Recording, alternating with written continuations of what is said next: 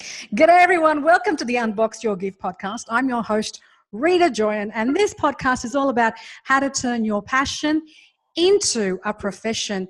And I've got someone here today that I have wanted to have on this podcast for a very long time because she has a body of work that speaks to those of us who, have gone to school, but maybe we weren't the top of the class. Maybe we weren't the teacher's pet. Maybe we just kind of struggled a little. And we always kind of thought, well, why is it that I'm behind? Why is it that so many students are better than me? Or why is Mrs. Jones putting me in the lower reading class? And that mentality kind of drags with us through adulthood, where we think we're just not enough. And my guest today had a passion of creating a body of work that would help create individual curriculums for students in years 3 to 12 and how to really, can you believe it, get out their genius in that student. And that is something remarkable, which is why I've got Christina Aloisio, I hope I said that correctly, into the podcast today. So Christina, welcome to the Unbox Your Gift podcast. Thank you, Rita. Lovely to be here. Thank you. Now, I've just given a little brief understanding of what your background is, but tell me, your foundation, you're the director and the founder of Lemur Wellbeing. How did all that start?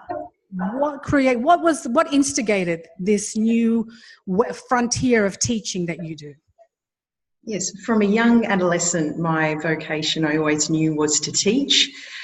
So I entered schools as a very young girl, and even at that stage of my life and career, I found it quite frustrating that schools were unable to adhere to individual needs of the students and moreover their well-being. And so I moved from different types of schools, that being Catholic schools to private schools, and equally the same loopholes stand. Now, I don't negate the wonderful work of schools, however, I just see it as an impossibility of a school institution to be able to cater to personalised education and also to oversee the well-being of a child. Okay, so you were a school teacher back in the day? Wow, you're a school teacher and you're in the system, you've been through the system, and you're seeing that there isn't this well-being that you want to add. So what gives you the audacity to think that because this is what we all kind of go, okay, can I do something like this? Am I enough? Am I good enough? How did you overcome your own hurdle to start something, or did you have a hurdle to start something like this? Yes, it took quite some time of research, lots and lots of research, and also studying my master's in educational leadership just to ensure that it was the right move for me and that perhaps I could achieve this goal by being the director or principal of schools. Now, through my academia and also moving up the ladder in schools, I still felt quite disheartened that I was unable to really touch the lives of a child in the way that I think I had the capacity to. Mm-hmm. So it did take over a year of research to develop Lemur Wellbeing. I founded the model, which encapsulates that in order for a child to live to their full capacity, really we need to oversee their psychology, their nutrition and their education. So we encompass all three capabilities at Lemur. And so how do you do that? How, when a student comes in, how do you make sure that all three key things are looked after? Give me a snapshot of like a curriculum, for instance. That's a great question, Rita. Each student has their own personalised portfolio of learning, so it's upon rigorous assessment and evaluation that's perpetual throughout their stay. Each student that walks through the door are known, so it is different to a usual private enterprise for supporting schools. They are known through meeting with the parents, and often we liaise with their teachers and support staff at their schools as well to ensure that we provide and that we create the very best portfolio of learning. Now, that is integrated with the Australian curriculum, so we make sure that we're overseeing and ticking the boxes of mandatory teaching.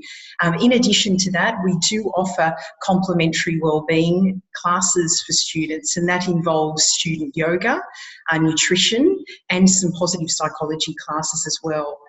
Putting all that aside, side. Some students do not require academic tuition. They come and see us for cognitive development therapy, which really is wellbeing in itself. And sometimes we're not required to oversee academia at all. In that case, it's more of a clinical type service that we offer in terms of psychology and at times nutrition as well. We have wonderful, I feel grateful every day for the wonderful staff that I have and that work alongside to make this vision come to fruition. We have wonderful teachers and clinical psychologists, nutritionists, and also beautiful creative arts teachers as well. Wow. So when a student comes, this is really exciting. So when a student comes, they obviously go through an assessment as to what their needs might be. That's correct. And then from that assessment, you will see whether they need the nutrition, they will need the well-being in terms of academia. You will make that assessment.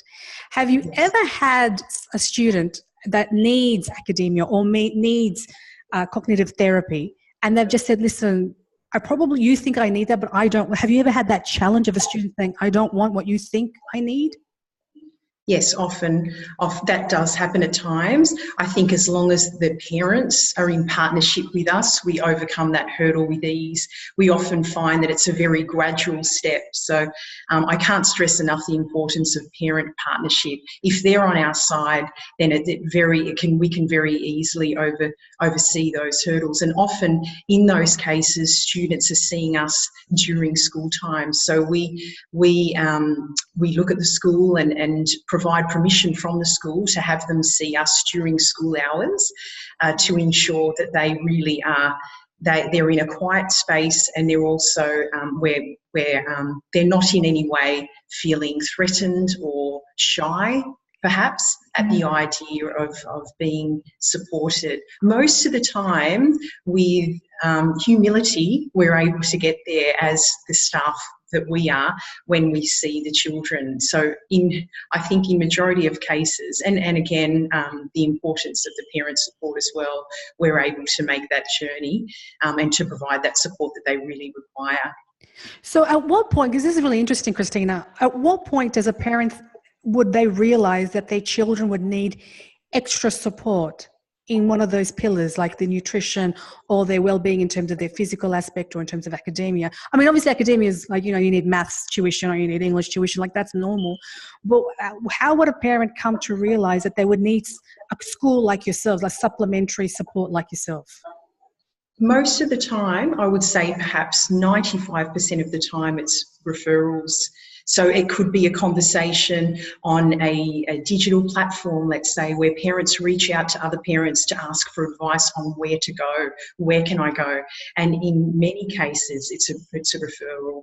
Sometimes it may be that they come to me for an idea or an idea of support that they may think, and then upon looking and assessing the child's need, we then really pinpoint what it is the child requires. So sometimes the parents may not even know that upon contacting us. Okay. So parents are talking with one another about, how their child is going or how they're not performing as what the parent would like. And another parent is saying, well, actually, why don't you try Lemur? I mean, try them out and see what they would say. Is that how the conversation, the referrals come in? Yes. No. So this is what's really interesting to me, Christina, and that is that how long ago did you start this? 2016. Oh my, so it's just like it's a baby. It's like it's a newborn baby. Oh wow. So did you, in the beginning, did you promote, did you market, just to get it up? Hardly ever. Yeah, hardly ever. We haven't marketed much at all. I think for me, the point was to take it slowly. Obviously, there were many policies, procedures, practices that we needed to put in place, and that was just mammoth, and knew we had to take it slow. So nature has just taken its course, and we haven't executed much marketing at all. Wow! Congratulations on the success. That's big. That's gigantic. When you talk about going into schools, because I know there's a lot of people who are listening, and when they want to start an idea, to go in partnership with something like an institution called a school, that's a big ask to get the student to ask permission to get them out of school to come and see you. Was that a big negotiation task? Did that take months? Was that something very simple that happened? Yes, it's a great question. In all cases, teachers have promoted the idea and they've welcomed the idea, because obviously they're in a situation where it's an impossibility for them to drive to the needs of the child in a student in reality where the class is at least a classroom of 25 to 30 children. So it's embraced. And it helps them, and it is a partnership. So we work together, and that's through me sharing our reports and evaluation and to and fro. Wow. So you're like a workaholic, Christina. Like, are you like, because there's a lot of work involved in this. Like, this is not just, like this is like serious stuff. Like, I mean, everything is serious, but this is like, you're accountable to schools, to parents, to the student, to your own conscious. Like, there's a lot of things. So are you a workaholic? My family would probably think I am. I don't consider myself a workaholic. I try to have a balance of family life as well and friends. I must say, I think I am no different to the way teachers work in schools. I think they work ridiculously long hours, and it's nowhere near a 9 to 3 job for them. And it's not a holiday, those 2 weeks. It's a term break for the students. And I recall being as a classroom teacher in there on the holidays as well. So I think it's I guess an applause to all professionals that are involved in education today, and it never stops. You really, and that's where it just keeps going, and you can keep going every day. There never seems to be a close of file. Yeah. Totally. But I'm interested to know the two things. Number one is when you were seeing that well-being was absent in the school curriculum, which is why you wanted to start something of your own. Did you yourself have an inkling that you were probably misplaced in a school setting yourself? Absolutely. Yes. It was at times difficult, and I did feel like around, I guess, an unsuitable environment. However, having said that, at the quality of schools that I worked at, the top independent schools, I felt still inspired every day because I was working around like-minded directors of school and professionals, and that was always, it was just a wonderful experience. And so when the students come in, and what fascinates me, and I wish I were in year 3 or 4 just to be able to go to something like this, because to have individual attention, I think, is so remarkable, and someone to care so deeply as to create a curriculum for your DNA. Like, that's really what you're doing. When you create a curriculum for individual students, how many students do you have at the moment? There's over 100. There's been more than 200 that have come in. Wow. But each one of those people have little bodies or big bodies, and you're being 11 and you're 12. They've got their own set, curriculum. How do you, do you just set the curriculum and they follow suit? Do you tweak it as they go along? How does does it get reviewed? When they change, or when, how does that happen, that individualized curriculum? Yes, okay. So we begin with an individual free assessment with the parents. So we meet with parents and the student, obviously. Then we formulate what we call an IEWP, which is an individualised education and wellbeing portfolio. Now that again, I can't stress, is so linked, and it marries beautifully with the Australian curriculum to ensure that we are ticking the boxes and that they are reaching the mandatory outcomes for their age and year level at school. In addition to that, we then put our own curriculum into their portfolio. And of course it is perpetually evaluated. So it's not just a program that then we adhere to. Each lesson, each appointment is then evaluated carefully by the teachers, and the preceding lesson is based on the evidence that we gathered from the lesson prior to that. Mm-hmm. Fantastic. So you are the principal, and then you've got teachers who work with you in the different specifics, right? Like piano lessons, ballet lessons. Because I was looking at your website, I mean, you've got dance programs, tennis, debating, sailing club, entrepreneurship. I mean, these are like heavy, it's like, wow. I was looking at your website, and I was just taken back by how inclusive it is of so many different crafts and so many different. So when you teach something like entrepreneurship, you're getting someone who is is I guess, versed in that space, or someone who teaches sailing or dance? Is that what's happening? Most definitely, and sometimes these pillars actually are given birth because of a professional that I'm working with, and I tap into their skill set. So at times that has happened. So it's been an accidental new pillar to Le Maire. Otherwise, it's just been, I'm very fortunate to have found wonderful, very talented people. We're currently working with the president of the entrepreneur program at the University of Edinburgh in Scotland, and he's actually helping us to support our students and to ensure that we're right on the mark with a great curriculum in that regard. And I have wonderful teachers there as well. And I think that I am very, very passionate about in 2019. It's something that I think if a child can get, have that ability to be able to learn what they'd like to do post-school, it's just a remarkable heads up that they have to their future. Oh, times a million. If and I know you operate in Sydney, Australia. But Yes. I know there's a lot of listeners who are in the States, and I know there's a lot of listeners around Australia that listen to this podcast.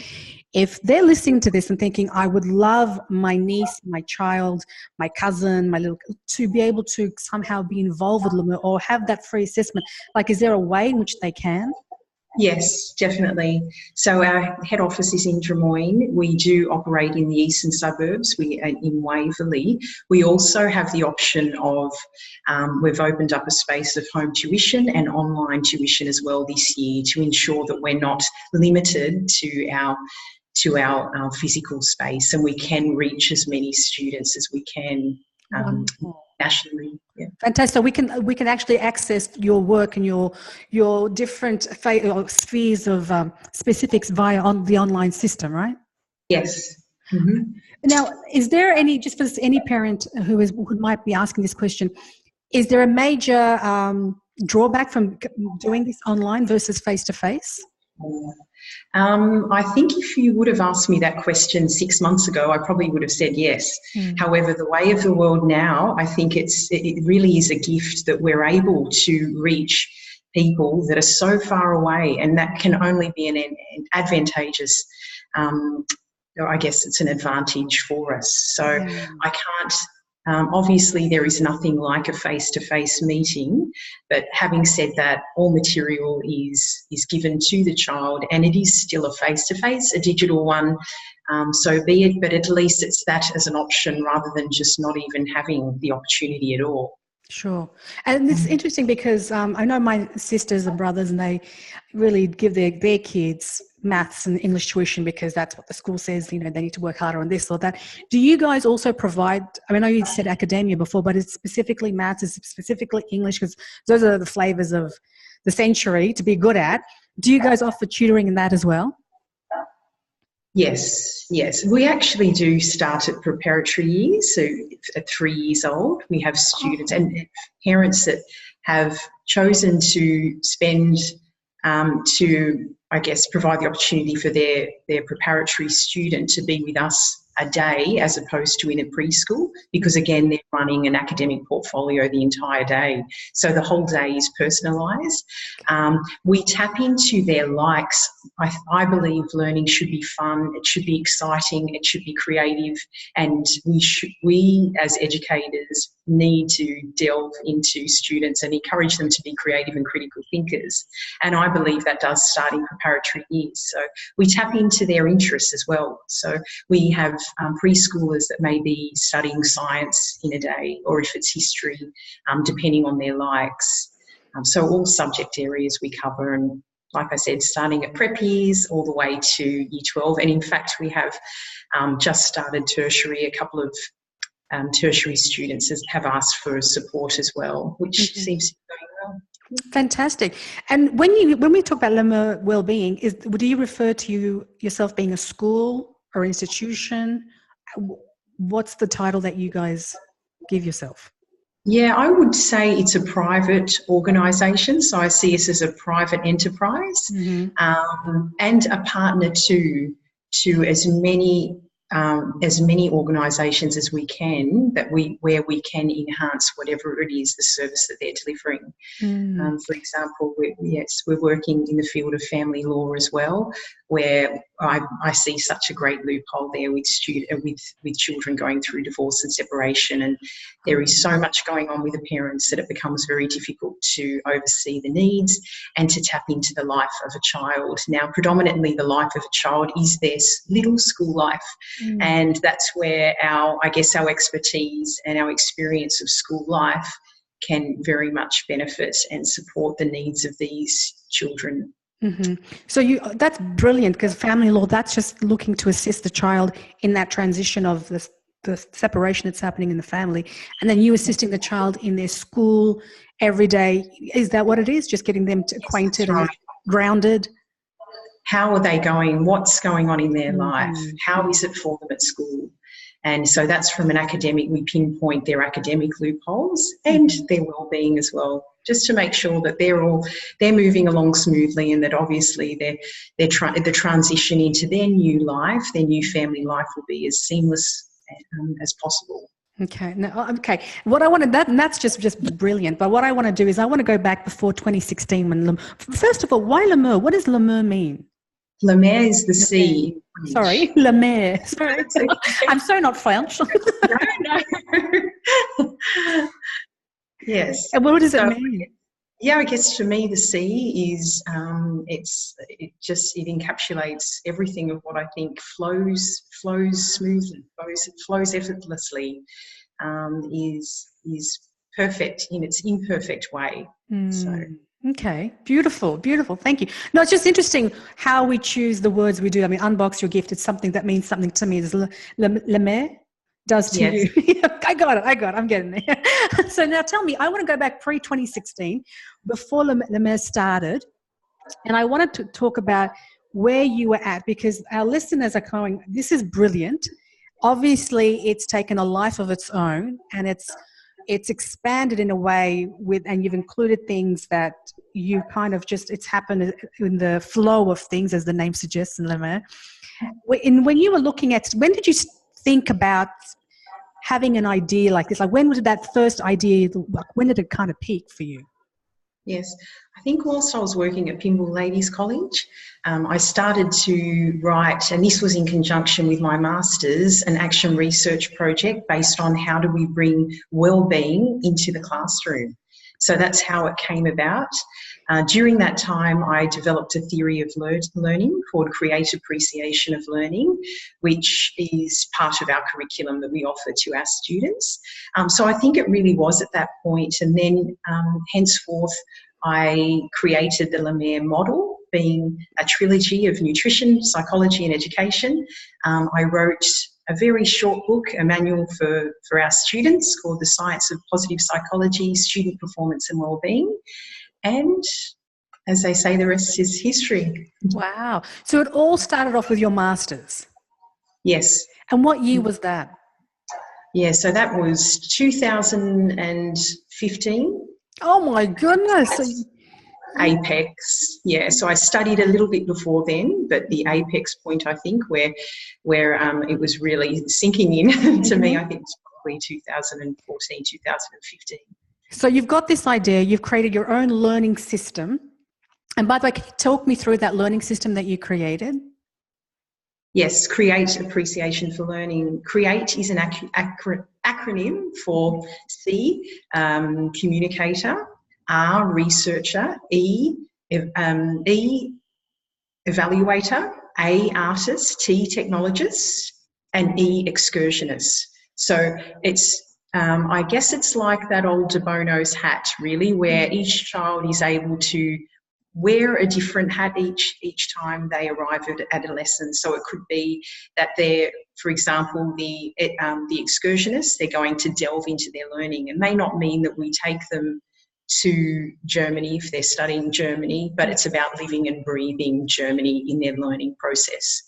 And that's why it's referred to. So when a student comes and does the assessment, they will reveal in that assessment whether they are a C, an R, an E.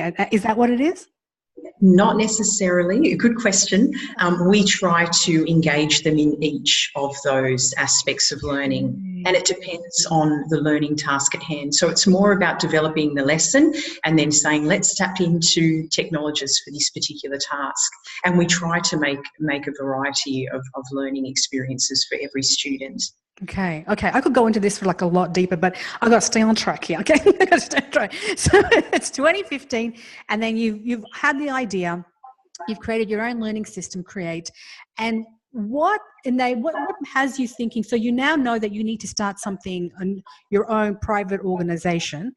Did you think about like what comes first? Do you find the students first? Do you find the venue first? Do you create the curriculum first? Like, what can you tell me? What's step 1, step 2, step 3 that you did to make it to just a living, breathing organization? Yes, I think advice to an upcoming entrepreneur, I would say the following. I think it has to be very gradual and you stay where you are at the time. So if you are working and you're engaged in whatever it is, you don't move. You stay there, and I guess it eliminates fear, because any new change to anyone creates fear. It's the inevitable.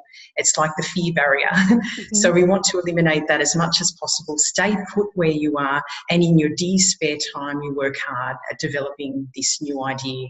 And that helps with this new idea that you want to bring alive. It helps that day job, which obviously isn't really inspiring you as much as possible, but it gives you that skip to your step, knowing what you are doing as well. So and I think working in the daytime and doing this in the evening? Yes. So you're like Superwoman, like, you're Clark Kent in the morning and then you're Superwoman at night, and then like you're doing a dual personality. Yeah, you've been there. And most people listening have been there. So you're doing that. How long were you working a day job and doing this in the evening for? How long did that go for? Yes, probably about 6 months. I was fortunate. I was able to I was fortunate enough to be able to do that. If it has to be a year, I would say that's absolutely fine as well. And I then looked for the location. Mm-hmm. Again, that is, it's just huge. Especially in Sydney, there's so many places to go. I haven't looked back for a second. I'm very happy with where we are located. And that again was a very slow process to make that move. There's obviously council regulations and so on that we had to adhere to, which was a very long, laborious process. And again, I guess that allowed me to buy time to really establish how this was going to come about. And then you have to make that move, and you just start gradually. And I think, like I said earlier, for me, the slow pace was a good thing, because there was just so much that we had to do and to know how we were going to do it. So, wow. Did you ever think, okay, I've got the place, there's papers have to happen, things have to be signed, people have to approve it. Did you ever think, what if it doesn't work out? Yes, I think everyone has moments of doubt. I don't have them for very long. I think that and I would say this to anyone, I think if you have a genuine passion, coming from a place where the true need is to deliver a service and to deliver something that is missing in society. There's a loophole. I honestly think you can't go wrong. And obviously you do have days of doubt and so on. But and if you do take small steps, depending on whatever your capacity is financially, and I guess yourself as with resources and support, you take only the steps that you can. And but I think you really have to overcome that doubt as well. There are days where you have to stay to the true vision and look to the point of where you want to be. Did you ever think that you would be in a place of being an entrepreneur? No. Because it just kind of happened for you. Like it just kind of you had to do it. Like it was like the next logical step for you. That's right. Yes. I always loved to work, loved to teach. Like I said, I was frustrated with the system, with the curriculum as well. Why are teachers spending their holidays programming? This should be done. Why isn't this already organised? Why isn't this in place? So there was a lot of frustration there. However, I've always been happy to work and to be providing a need, particularly to students and children. Do you have kids yourself, Christina? Yes, I do. I have How twins. Many? I got twins. Well, how old? 11. Oh, okay. So this is really juicy now. Now tell me, as an entrepreneur, as a mum, as a wife, how does you give me a typical day? Like, because you've got like, oh, no, you got lots of balls up in the air. How does your day look? Like, I'm talking morning from the time, like on average, from the morning time you wake up to when you sleep. What's your morning? Do you have a morning routine? Do you have an evening routine? Yes. It has changed somewhat now, I think, post-10. So it would have been very different prior to 10 years old. There is a lot of independence now with my children, with Heidi and Matteo. They're very independent. So what I'm saying happens today definitely didn't happen 2 years ago. So they're very much self-sufficient. So the morning for me, I try to wake up and do some form of exercise if I can for a short time. My children usually get up early as well. So it's that love of making lunch for them, doing all that preparing, helping them prepare their breakfast and getting them ready for school. I now most of the time try to take them to school. That didn't always happen, but at the stage 2019, I try to do that most of the time, which is wonderful. And evenings are the same as any other mum. We have a lot of late nights. I have a lot of late finishes. However, more so this year than other years, I think I'm able to free myself a little bit more and come home and do the wonderful cooking for the children and sitting down at the table and eating and just that I think that gratitude for home. That's like, so are your kids also in Le Mer? Yes, I'm going to get this. They are. It's okay. They definitely are. Yes, it's their life. Definitely. Yes. Sorry, go on. No, I think we have a very strong bond, and they're very much affiliated with all that's happening. And I have to say, I'm very fortunate entrepreneur because it is conducive to children, my work, which I often tip my hat to other mums and know how hard it would be for them not being able to have their children at work. But I'm so fortunate that they're actually able to be a part of my work, which I think has allowed me to devote so much of my time to it as well. Totally. What is your vision for the work that you're doing? Like, what's the ultimate that you'd like to see yourself achieve or reach, or for the service to give? I think it's hard to say where it's going to head. I think it's quite surprising to me how things have evolved, and had I known from the beginning, I don't think I would have ever have thought they would have evolved this way, which is wonderful. However, I guess all I can say is the innate vision really is to try to change the lives of as many children as possible. So, and that's notwithstanding it internationally as well. I definitely have a vision to reach out to children all around the world, as cliche as it sounds. No, not at all. It's not cliched at all. I think it's a testament to the hard work that you've done and the ability that you can see the difference currently that allows you to even project that into the world and say that. I think it's not cliched at all. I also find that one thing about you, I think you're just in speaking to you, Christina, I find that you're a very, and you correct me if I'm wrong, very measured individual, patient individual. Would that be correct? Yes, I guess so. Because that's like the cornerstone of being an entrepreneur. Like, you got to be so patient because everything takes longer than you think. Isn't that true? Everything takes longer than the timeline that you had. Like, isn't that like? It's a given. Like, everything takes a lot longer, and the fact that you started in 2016 and it's become so, and the reason why I'm saying it's become so huge is because all the programs that you now have, because I remember looking at your website, I think it was about a year ago, and it didn't have entrepreneurship, it didn't have debating, it didn't have it didn't have a few of those things. And now that I'm looking at it, it's like in just a short space of time, so much has evolved, which just shows the amount of, I guess, the attention and diversity of students that are coming in who are requiring these different skills. Do you teach in all the work that you do? Because I've just finished this book called Grit by Angela Duckworth, and it's about how to really be able to feel resilience. Do you teach that in your curriculum, like as a side thing, without them knowing, or directly teaching them how to have perseverance or grit, or just staying the course even when you don't feel like it? Yes, we do. A lot of the work around resilience, anxiety, Also, we find a lot girls they struggle with being a perfectionist, and I think that comes about quite a lot. So most of the time, that direct, that direct support and service comes by way of a cognitive behavioural therapy appointment, which is a one-on-one intensive, and usually it's an effective time in the morning before the child goes to school. However, having said that, indirectly through our complementary wellbeing classes, resilience can be taught in a yoga class. At times it's by way of a positive psychology lesson that they learn. So absolutely, yes, whenever we can. I'm a strong believer of teaching that in students, and the pressure that they're under, particularly in secondary years, is incredible. And they really do have to develop resilience, yes.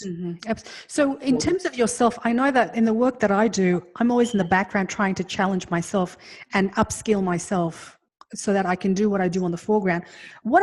I'd be loving to know yourself, like, do you challenge yourself in the background? Like, do you do extracurricular activities, or do you do things that scare you so that you can keep the momentum for your own self? Yeah, that's a great question. It really is. I think that's so important to stay inspired as well. And I think a lot of the way that I support myself in that regard is through reading, and I think being around like-minded colleagues, speaking to the right people, not being in environments that's going to in any way take me off track. So it's I believe I see myself as a very disciplined person, and it has to some point, I guess, it is to the point where I actually am, and the people that I speak to as well. I think it all, but yes, it's pertinent that as an entrepreneur that we do look after that. I think, yes, very important. When you say you're a disciplined person, because that's another trait of someone who succeeds in entrepreneurship, how did you develop that? Where was that developed in you? Yes. Okay. Okay. I was quite Sorry, I'm going deep. And it's so true, because I think I would have considered myself quite a relaxed person. Just always, last minute, things just working out, assignments starting the day before and everything, and just it would work out. You can't be that way.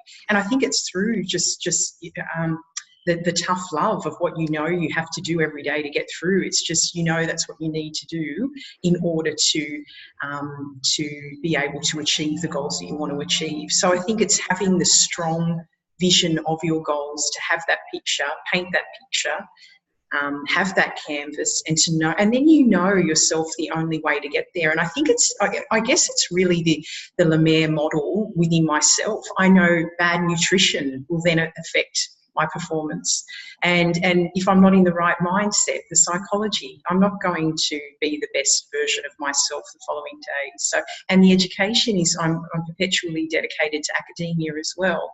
So that's, I guess, how I see discipline. But I mean, it's really not a nice word to think that we have to be disciplined, I suppose. But I think it's more or less keeping to that strong target of your goals, and you learn through trial and error what you need to do and what doesn't work each day. Okay, yeah. Fantastic. Thank you for that. So if someone who wants to be, let me ask this straight to the point. If someone who is an adult listening to this, and most people are adults listening to this at the moment, and they're thinking, well, how would I find what I'm truly good at? If an adult is thinking, how do I find my passion, that thing that lights me up? Would you have any advice as an educator yourself for an adult? Definitely. I think everyone knows deep within their heart what it is that's important to them. I think sometimes it's subsided because of what the people around may think, or it might even be their partner. They know within themselves, their partner may not agree, but I think it's about knowing you yourself and within yourself what it is that's important to you, and it's acknowledging that. And again, as I say, I think if it's from a genuine point, with humility and without any look of being competitive, I think, and that's another strategy. I think it's very important as an entrepreneur. You never ever need to put on a competitive hat. I think if you stay in the creative zone and just worry about what you're doing, that you're delivering the right service each day, you're sure to win. And so going back to your question, I think if you establish what it is that only we know ourselves, each person is the only one that really knows what means something to them. And I find it unfortunate that there are so many people that have so many gifts and talents to give to the world, and it's a shame they don't, and it is because of fear or not being able to bring that out. But I think if you can find that place to think this is not on a selfish realm. If you're a mother, you may think it's selfish to take that love of what you love out, and if you learn for what it will give to the world, I think that then gives a person the confidence to then be able to do it.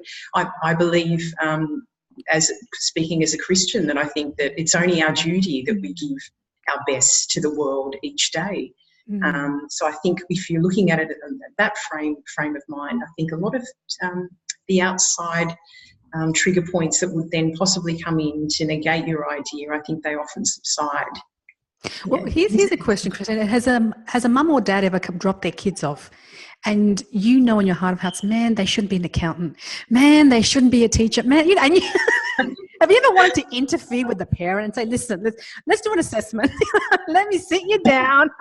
Let me take you through what you really need to do, because this isn't working out for you. Have you ever, I'm being facetious there, but have you ever have you ever just seen a parent and thought, what the work that you're doing isn't really serving your soul? Like, have you ever felt that for someone? I think not so much, I think, with the parents. I think it has happened. I think about a week ago, a mum, because she was actually listening in on an entrepreneurship class that we had, and she pulled me aside afterwards and she started chatting about her ideas, and she said, do you know of any coaches for adults? She said, it's really important to me, and she was telling me all of these wonderful ideas, and I could see her light up and said, this is magnificent, you have to go with it. At times I think that happens more of around people that I know well, and that I speak to, and then I sit down and I will say it as it is. I'll call it as it is and say, this is really what you could be doing. That's wonderful. I think, there's something in that. Yeah, wonderful. I love that. Would you ever consider being a coach for adults? Like, would you ever want to go into that sphere of things, that realm? Yes, I have been asked before, and definitely it is an option, yes. Because I'm just seeing opportunities for Lemer. There is just like the sky's the limit, really. Because what I really think of Lemer is that it's personal development, but really embedded or grounded in the curriculum for students, but really to develop them on a personal level beyond what the New South Wales Australian curriculum for education is. Would that be correct? That's right, yes. Do you ever go into schools, and this is just an off-topic thing, do you ever go into schools and think, you guys really need to, and guys I mean like the state system, you need to just, pull up your socks and just change things around, because the kids are like just not lighting up, and you've got like geniuses in here, and we don't know which ones they are because they're not doing well at maths or English or history or geography or whatever the go-to is. And do you ever feel like you want to at one point interject or give your opinion as to how things should slowly but change, just as a representative of what you do? Yes, definitely. Time and time again, even at the best of the best ranked schools in the country. Yes, definitely. I feel, and there's no judgment there, because I felt it myself as a teacher, looking in on myself in a classroom, and even a smaller classroom of 20, thinking, I'm really not doing what I know I can be doing. It's the school institution itself. It's impossible to be able to drive 20, 30 portfolios, IEWPs every day. So, and it has to start at the top. The issue is, where is the top?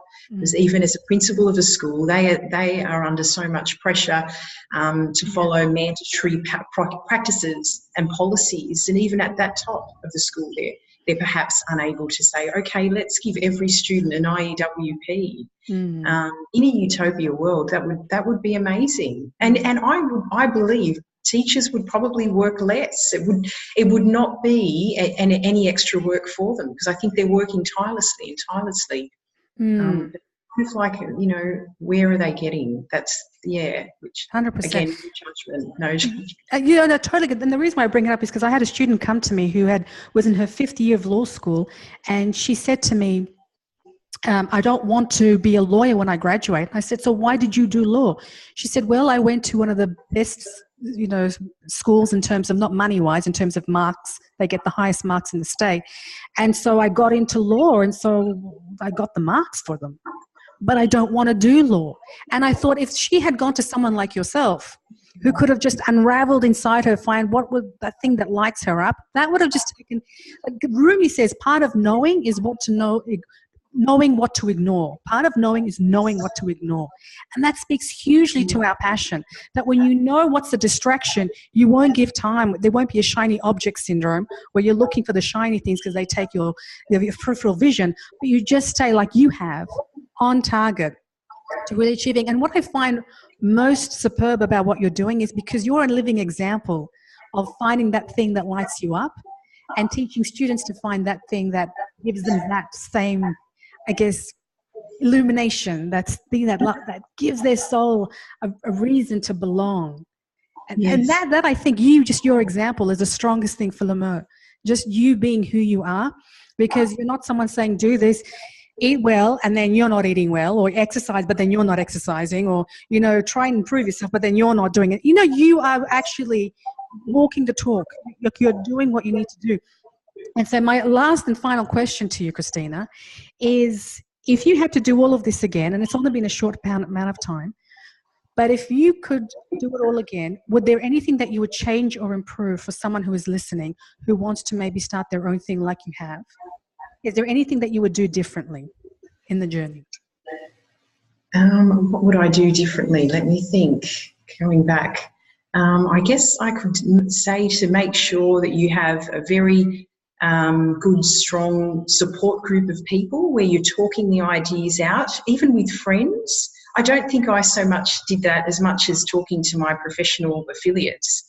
I think I would say it'd be lovely to chat it out at dinner, talk about the ideas and getting the ideas. And I think that in itself, you're ticking the boxes of review and brainstorming what will work just through involving your nearest and dearest. Mm-hmm. Yes. Beautiful. There's a lot of value in that. Thank you. Well, Christina, thank you so much for joining us on the podcast. It's been an absolute pleasure getting to know you, getting to know your work, and getting to know the difference that you're making, that you've turned this beautiful passion of education into a profession for yourself. So thank you kindly. Thank you so much, Rita. Thank you. Thank you. Guys, thank you very much for listening to the Unbox Your Give podcast. We will be back with another episode tomorrow.